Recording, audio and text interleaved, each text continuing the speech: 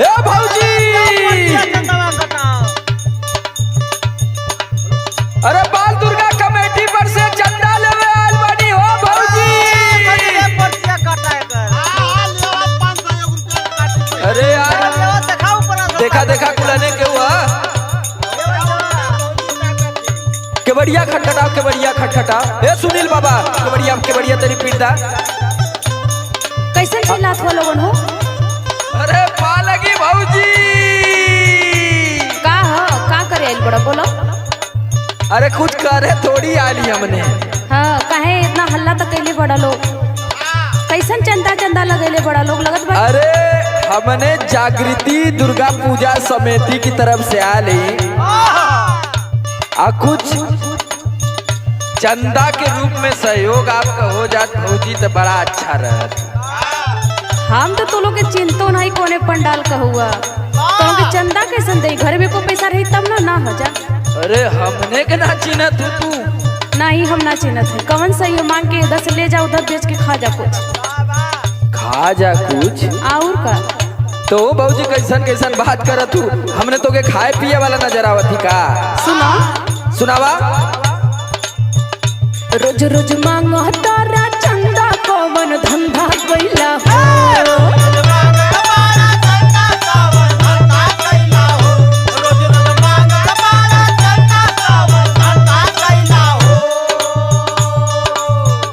लेके नाम मई के अखिया सब कर अंधा कैला हो। रोज रोज मांगो तारा चंदा कवन धंधा कैला हो?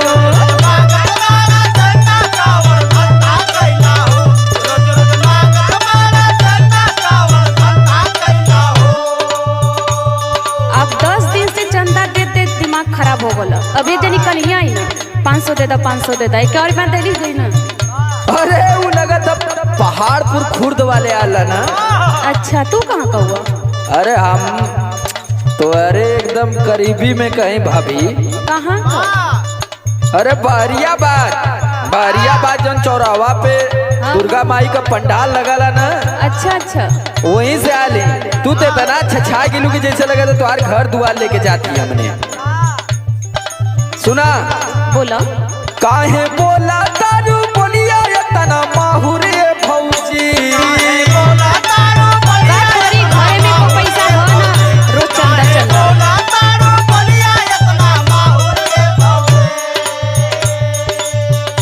काहे बोला तारू बोलिया तना माहुरे भौजी। रुपया ना पड़ता देता केहू चाउरे भौजी। सुना भौजी का हो? अगर ना तोरे पास रुपया होखे चाउर गेहूं दे के अपन जी छोड़ा ला। हमने चौरा गेहूं तो ना ले जाए कि कहीं धुआ कल जाई। सब माई के दरबार में जाई। माई आशीर्वाद दी है त काहे बोला तारू बोलिया तना माहुरे भौजी।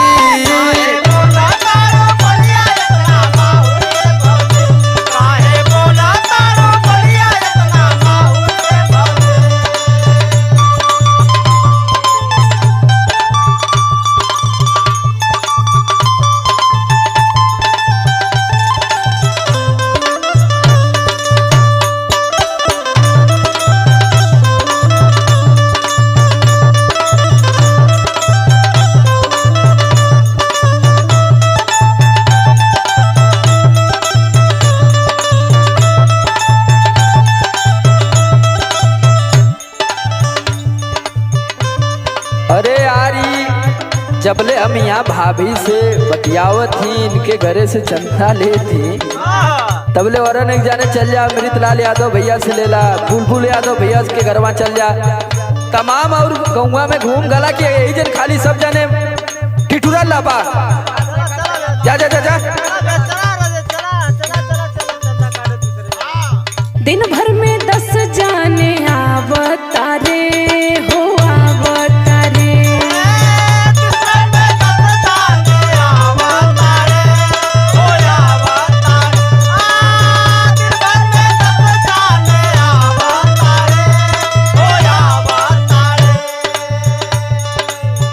पूजा को परची कटावता रे हो कटावता रे। पूजा के परची कटावता रे हो कटावता रे। ओ पूजा के परची कटावता रे हो कटावता रे। दिन भर में 10 जाने आवता रे हो आवता रे। पूजा को परची कटावता रे हो कटावता रे। फूटल कौड़े घर में नाही जेबा ठंडा कैला हो। घूम घूम मांगो तारा चंदा कौन धंधा कैला। मांगा तारा चंदा कौन धंधा कैला हो। मांगा तारा चंदा कौन धंधा कैला हो।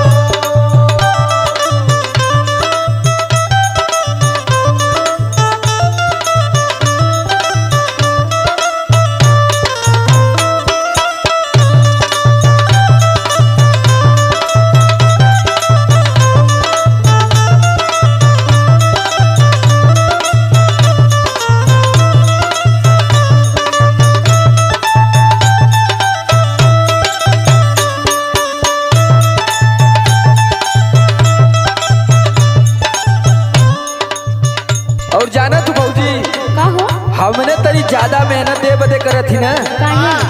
अरे हमने के पंडाल पे ना समर सिंह और कविता यादव का प्रोग्रामों न है अच्छा जागरण का।